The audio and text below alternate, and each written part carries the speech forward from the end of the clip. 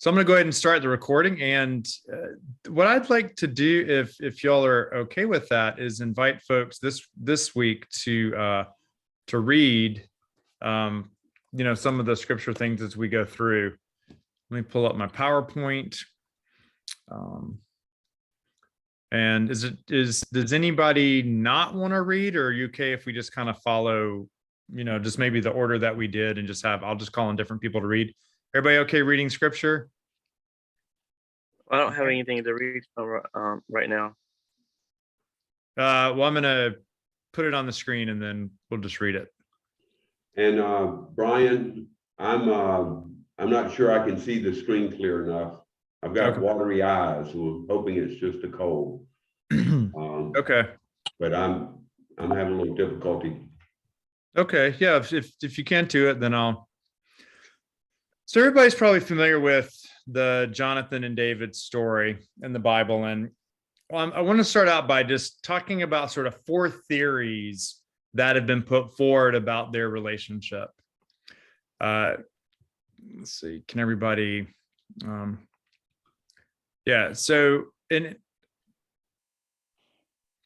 the first theory is, that they were gay, acted on their love for each other sexually. That's one theory. And we'll look at sort of whether or not the text kind of works with that. So, that's one theory. Some of the, Jonathan and David expressed their love for each other. They obviously were very close. Another theory is that, well, they weren't gay as we think of it, but maybe they did act on their sexual attractions. And that is this notion that, our concept of what it means to be queer, gay, homosexual, is really different. And that really sort of was formulated with the advancement of psychology and things in the 19th century. And we sort of came to have this notion of sexual orientation or sexuality in a way that 2,000 years ago, or, this was earlier than that, they didn't have those same ideas about 2 men being together kind of in having an orientation. A third theory is what is called here like homosociability. And that's that their relationship reflects male bonding as would have been typical between 2 men at that time. And you'll see this concept of like a covenantal relationship of sort of saying, I'm going to covenant with you that I will have this relationship. And there's certain language around love and things like that is part of that sort of covenantal relationship. And one corollary, I think, to this particular idea on homosociability is, is that type of relationship possible between 2 men today? Or is that something that men aren't able to enter into because of homophobia and fears that, people will think they're gay as a result of entering into that? So, one of the things that we'll talk about is, okay, even if they weren't gay, what has homophobia caused that has really affected then, kind of male and their ability to bond and be in friendships and relationships today?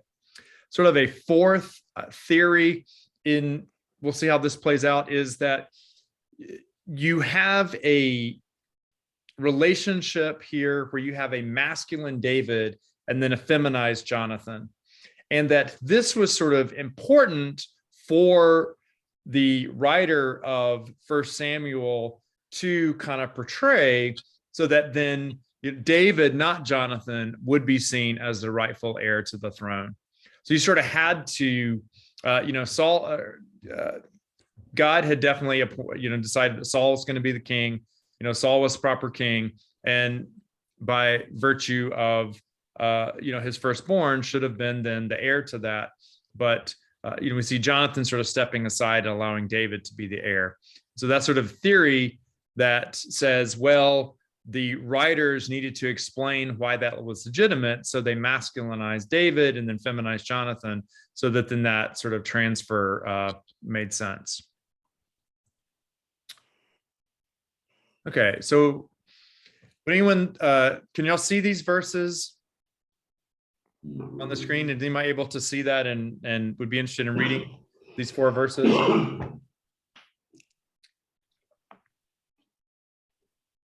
Sure, I'll do it. Yeah, I see it. Okay, Doug, I heard you first. I think. I'll do, okay. 1 Samuel 18, 1 through 4. Now it came about when he had finished speaking to Saul, that the soul of Jonathan was knit to the soul of David, and Jonathan loved him as himself. Saul took him that day and did not let him return to his father's house. Then Jonathan made a covenant with David because he loved him as himself. Jonathan stripped himself of the robe that was on him and gave it to David, with his armor, including his sword and his bow and his belt. So anybody want to, what do you get from, which of the theories do you think is supported by text in that particular passage? That seems like the last one. For the feminization and the masculine, yeah. Yes, because he was giving him all his symbols of being the heir. Yeah. But you definitely do have the first three as well in that first verse, I think, was, the soul of Jonathan was knit to the soul of David. Some people say, well, that's sort of language around covenant type relationship, where you're kind of like joined as two nations might be joined together as allies. The graphic here is just something that I had pulled. I have just picked some different graphics representation of Jonathan and David's relationships through time.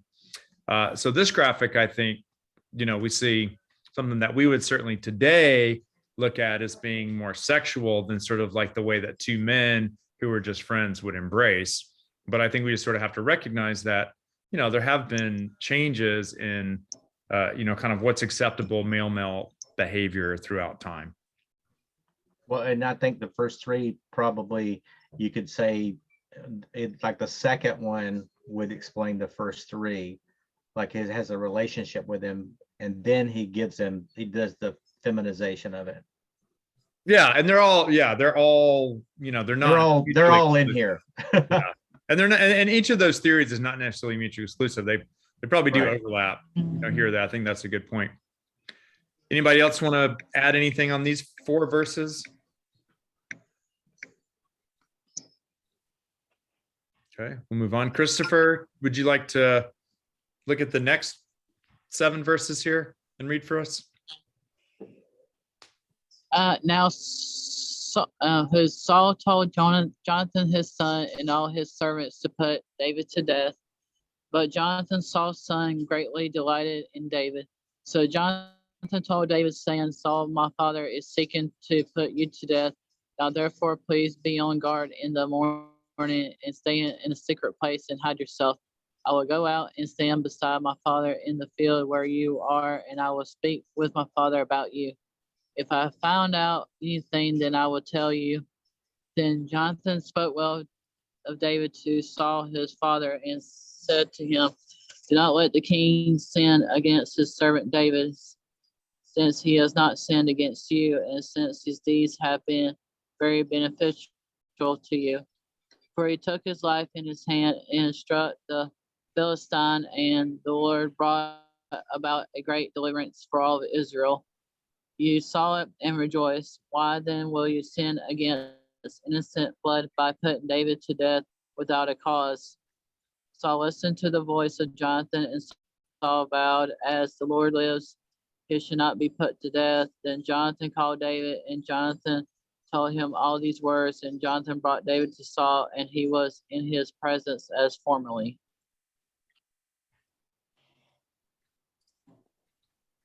Yeah, so here. Does that mean that they was expressing love toward each other? Well, in this passage.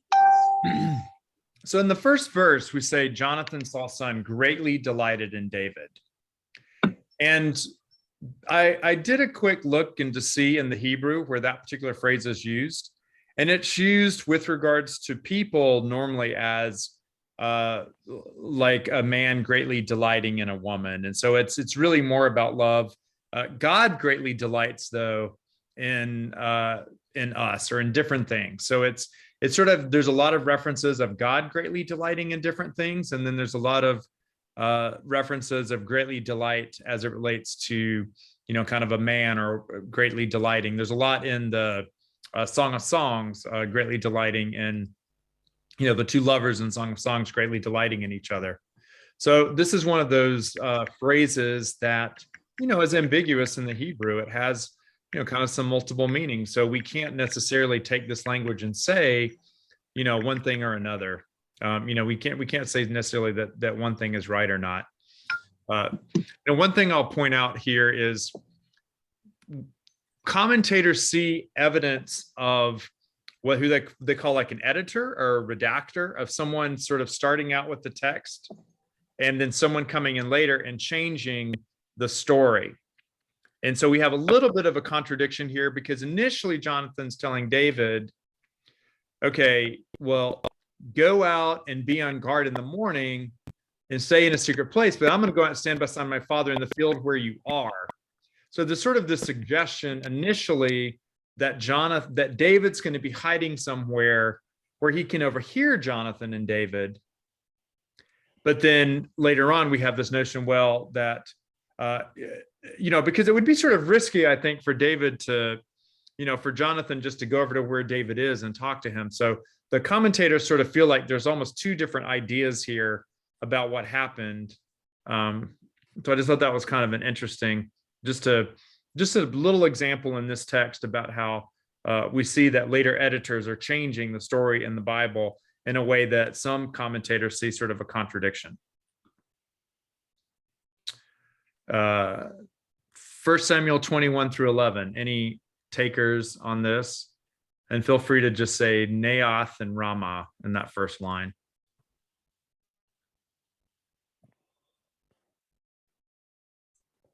I'll be glad to, but can you hear me? Because We my can hear you well. speaker is very staticky.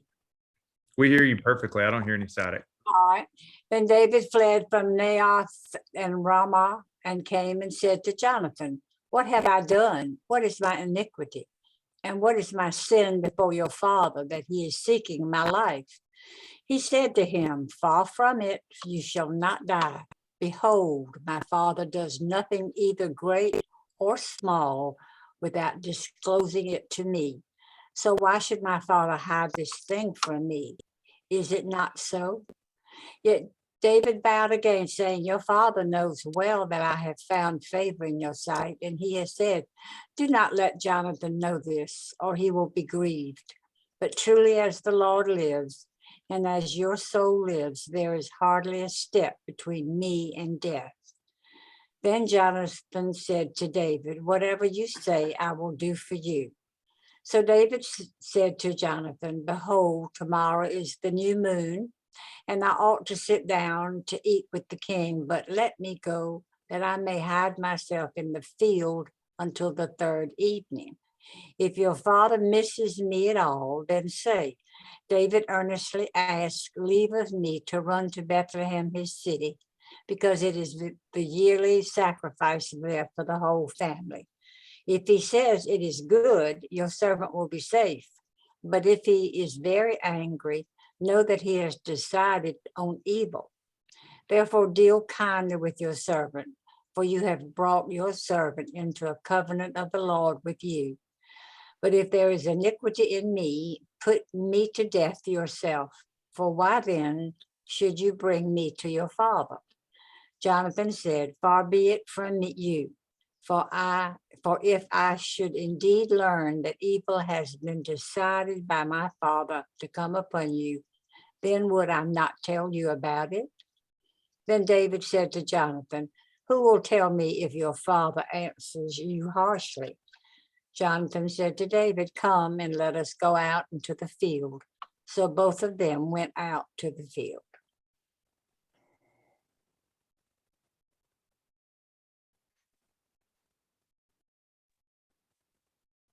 So I'll go ahead and pick up here. Then Jonathan said to David, the Lord, the God of Israel, be witness. When I've sounded out my father about this time tomorrow or the third day, behold, if there's good feeling towards David, shall I not then send to you and make it known to you?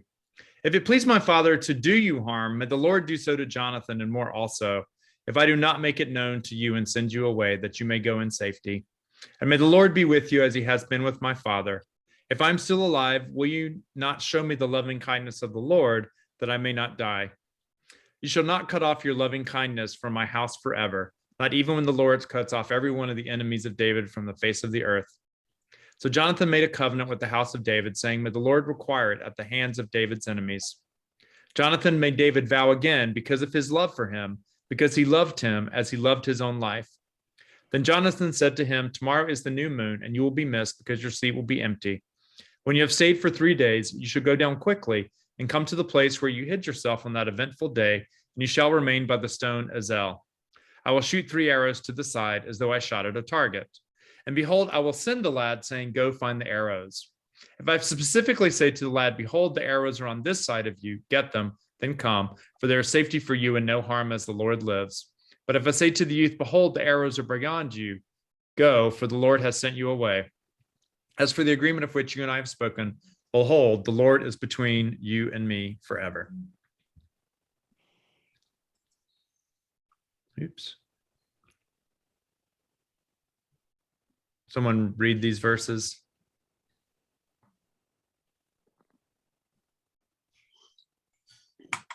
I'll read them. Okay. So David hid in the field. Sorry. Oops. Sorry. That's okay. There you go. So David hid in the field, and when the new moon came, the king sat down to eat food. The king sat on his seat as usual, the seat by the wall. Then Jonathan rose up, and Abner sat down by Saul's side, but David's place was empty. Nevertheless, Saul did not speak anything that day, for he thought, it is an accident. He is not clean. Surely he is not clean. It came about the next day, the second day of the new moon, that David's place was empty. So Saul said to Jonathan, his son, why has the son of Jesse not come to the meal, either yesterday or today? Jonathan then answered Paul, David earnestly asked leave of me to go to Bethlehem. For he said, please let me go, since our family has a sacrifice in the city, and my brother has commanded me to attend. And now, if I have found favor in your sight, please let me get away that I may see my brothers. For this reason, he has not come to the king's table. Saul is angry with Jonathan. Then Saul's anger burned against Jonathan, and he said to him, you son of perverse, rebellious woman, do I not know that you are choosing the son of Jesse to your own shame and to the shame of your mother's nakedness? For as long as the son of Jesse lives on the earth, neither you nor your kingdom will be established. Therefore now send and bring him to me, for he must surely die. But Jonathan answered Saul, his father, and said to him, why should he be put to death? What has he done? Then Saul hurled his spear at him to strike him down. So Jonathan knew that his father had decided to put David to death. Then Jonathan arose from the table in fierce anger and did not eat food on the second day of the new moon, for he was grieved over David because his father had dishonored him. Now it came about in the morning that Jonathan went out into the field for the appointment with David, and a little lad was with him. He said to his lad, run, find now the arrows which I'm about to shoot. As the lad was running, he shot an arrow past him. When the lad reached the place of the arrow which Jonathan had shot, Jonathan called after the lad and said, is not the arrow beyond you?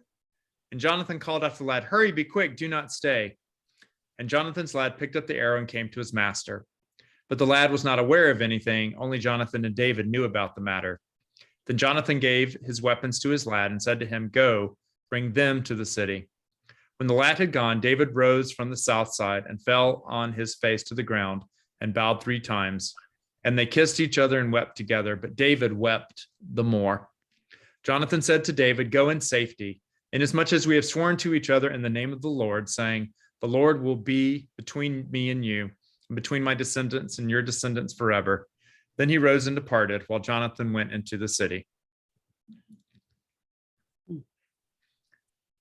This is a pretty lengthy passage that we read. And, you know, as I was hearing this and reading it, I was sort of, you know, and and thinking about then the fact that probably multiple people had their, had a chance and were editing this passage, you sort of see some of each of those theories worked into that. There's sort of, you sort of say, well, why was Jonathan, why did Jonathan love David? Why was he willing to sacrifice everything for David? And normally you would have some explanation, I think, there where like God would have spoken to Jonathan and said, hey, I want you to do this. We have a lot of, God was very active in this part of the Old Testament, talking to people a lot, or talking through Samuel a lot. So to me, a lot of the things, I do see a very close relationship with them that to me sounds more than male bonding. But then I also see in some of the passages, let me share this one again, where there's a point, I think, where it gets almost like, it gets very muddled almost in a way.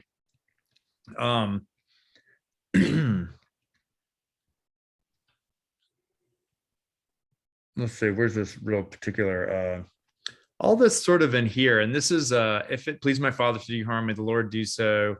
This show me the loving kindness made a covenant. We see very clearly in this loving kindness, that's very much the covenant language, that you have. So I do see like very clear evidence of that in some parts, but then I see evidence of the other ones. And so I wonder if you have someone who's writing this, going back and writing this, particular, kind of story, and just kind of including a lot of different ideas, and I think that was something that is very different from how we think about a story today, where you want to have a central theme, you want to have all the parts connect. The Jewish writers were much more willing to have a lot of ambiguity and say, hey, I heard this theory, let's just throw it all in there. There doesn't necessarily have to present like one clear answer. What do y'all think about these? What do y'all think about these passages?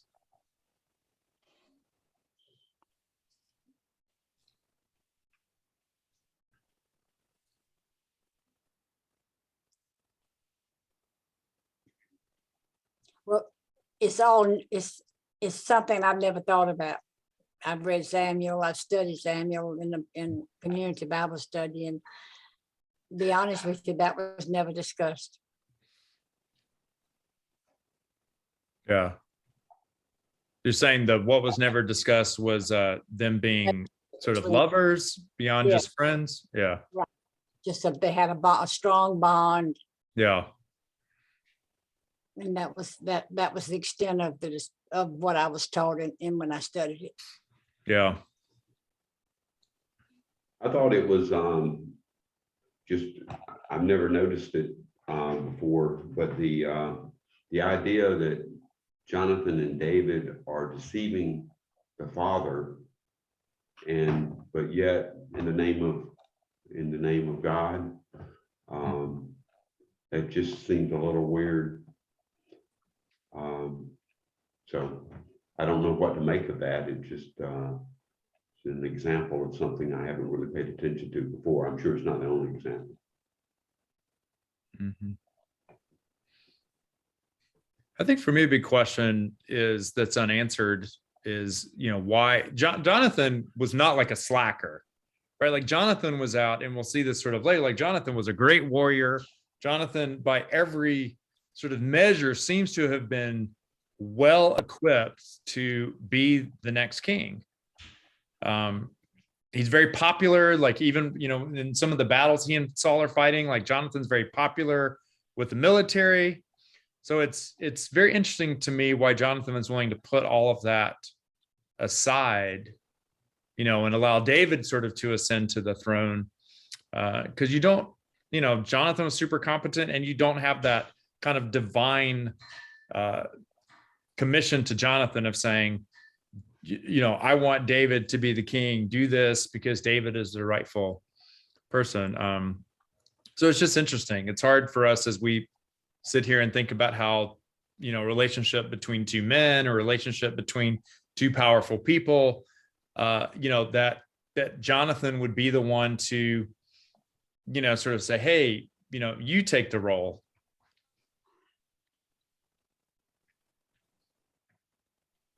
And, we certainly saw evidence of that, almost like feminization of, like bowing down 3 times and, kind of being prostrate before David. We saw some of that sort of, feminization, masculization idea at the end of that language. All right, let's go back and finish up the reading here. Does anybody want to read? Jason, can you see the screen? Would you mind reading for us? Oh, I'll try. I guess I'll try. Okay. It's a little harder to read it, but Okay. I understand we're all on different kind of equipment. So if you, let's see, now I got to figure out where I'm at.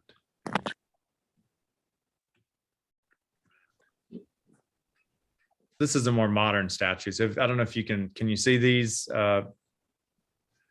Jason? yes. I had to. Recognize it may be on your phone.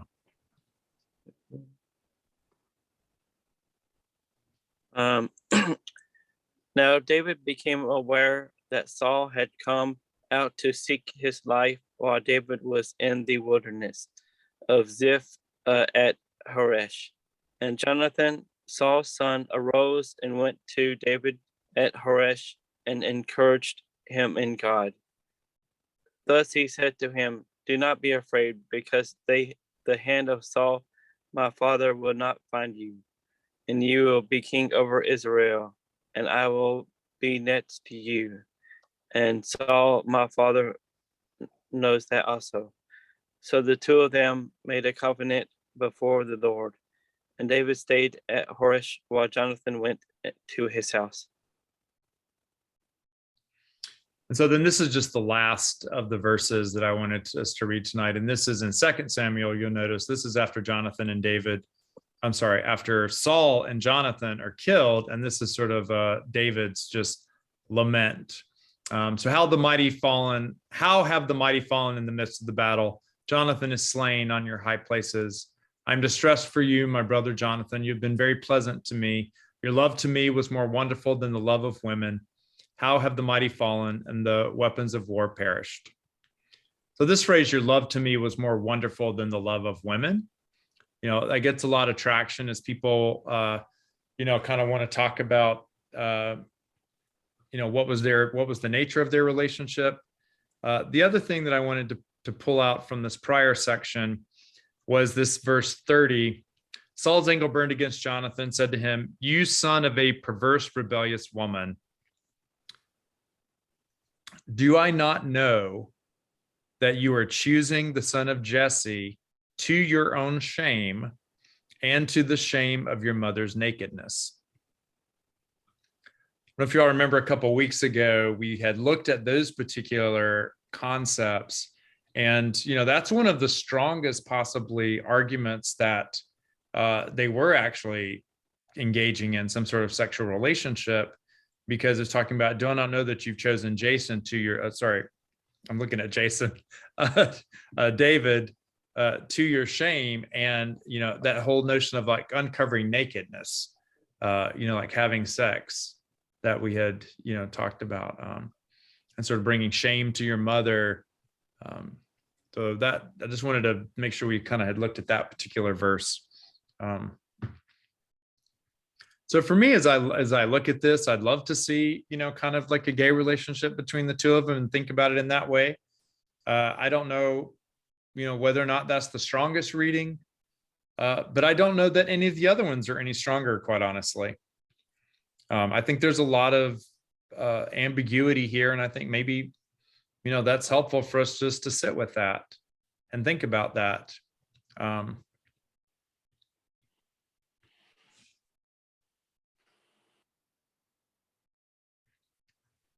Anybody have any other overall comments on kind of where you come out? Any theories maybe that I didn't mention that you see to explain their friendship relationship?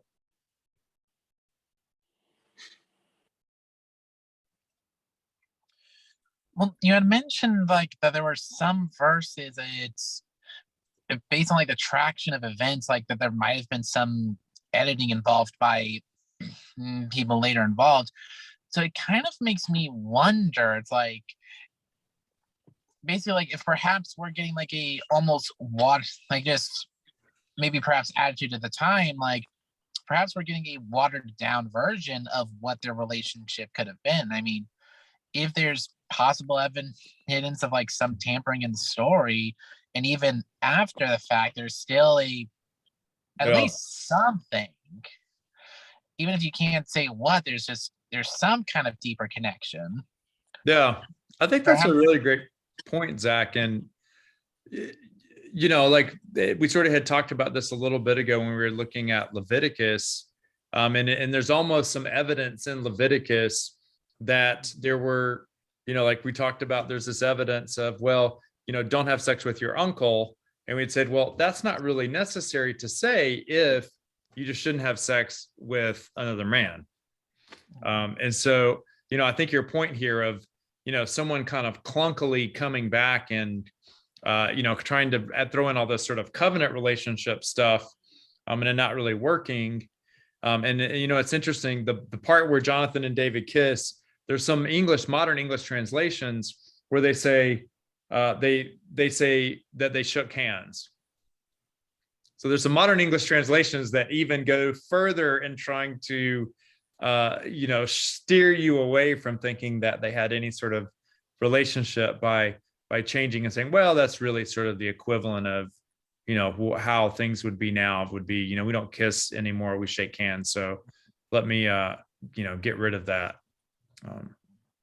But do you think that, like Zach said, it's like a watered down version of it?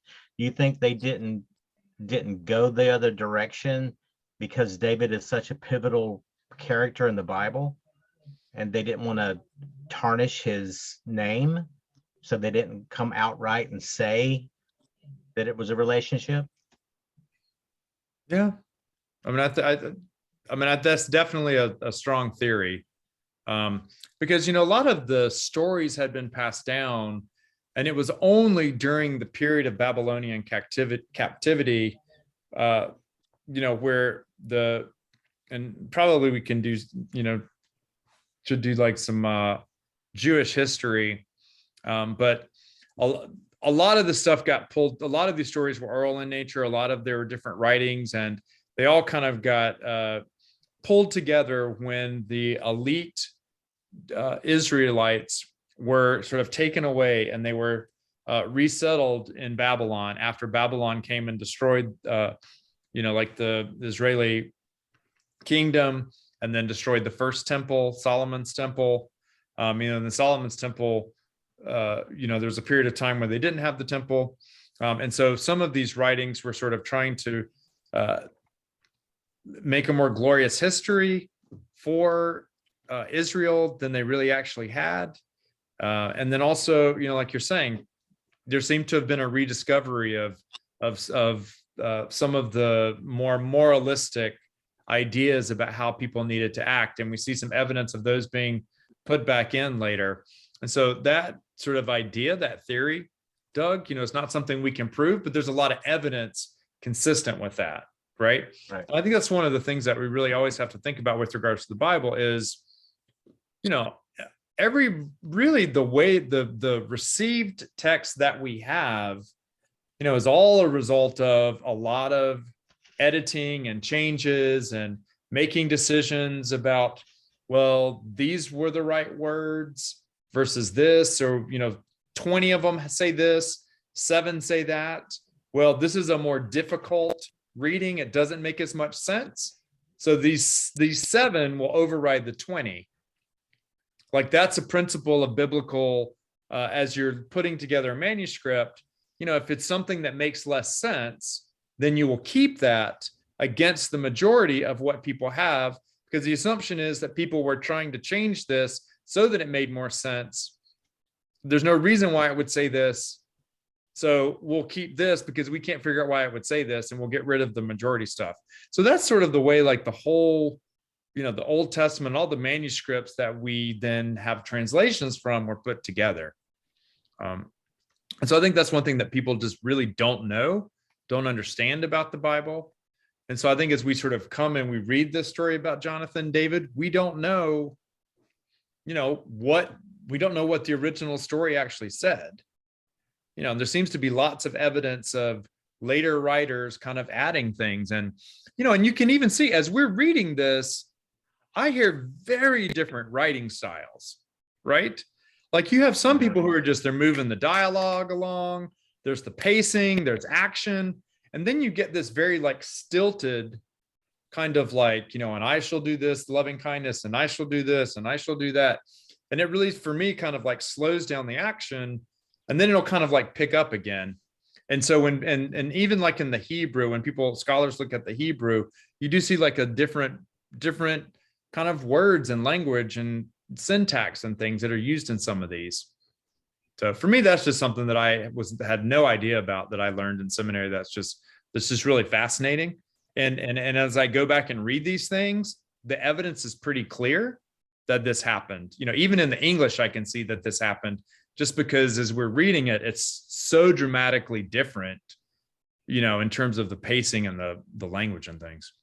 Does anybody else see that, or was I just sort of hearing that in the English? I mean, as we were reading it, did you feel like there were kind of very different styles that came into play? Yeah, almost feel like two or three people were giving their opinion of it, and it was different. Yeah. Yeah. Because you do, and that's a lot of times where you have, it's like you show, okay, well, Jonathan came and did this, and then you tell, oh, he did that because of this and this, right? Like that's anytime you have sort of that explanation of the action, we don't know if that's sort of like a later person coming in and explaining for us, whereas the action might speak for itself. Or if they read the one before and they said, oh, we need to tone this down a little bit, or they're gonna think he's gay. Yeah. But it's interesting. I mean, it's one reason why I have I think the Bible is even more exciting for me, like coming at it from that perspective, because I think it speaks to reality in such a better, and it speaks so much more to our reality and our lived experiences and the way that things come up in our lives.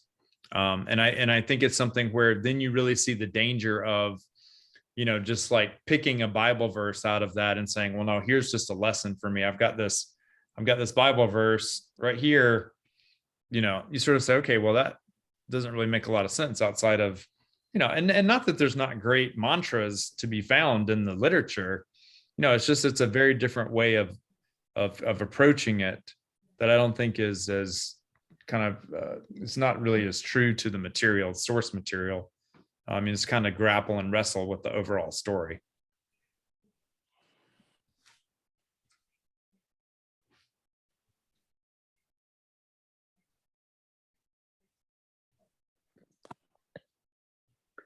Well, I think if you look at scripture and you could use examples of what you're saying. Think of the passage, and I can't remember what book it is, where it said Jesus wept.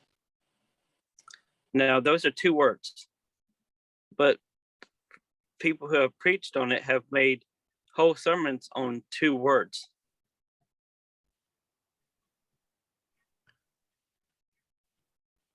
Yeah, like what was the context? I mean, how many of us can really remember the context as to why Jesus wept? We all know that verse, but why? But that's what they did. They would take Jesus wept, and then they would go somewhere else in the Bible to make a connection to two words. And that's sort of called proof texting. And that's sort of like having a particular thesis and then trying to just sort of like pick and choose different verses to kind of support that. That's proof texting, which I think is pretty dangerous. I think Jesus sort of tells us that's dangerous when Jesus in the wilderness being tempted, and the person tempting him is kind of pulling out all these different verses that are in scripture. Jesus says, hey, don't, be careful of that. You can pull out a Bible verse to say just about anything.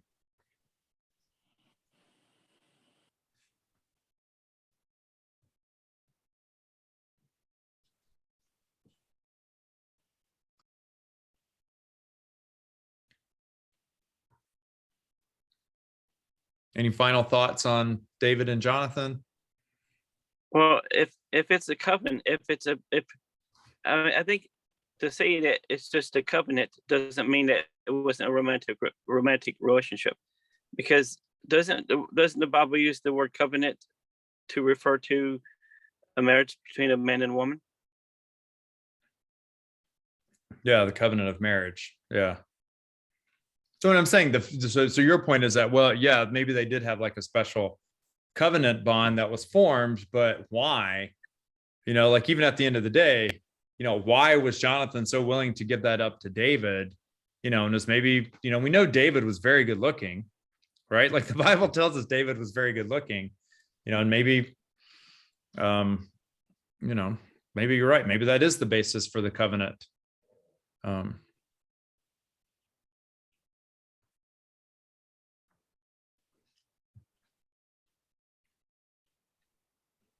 right, you might have any other comments?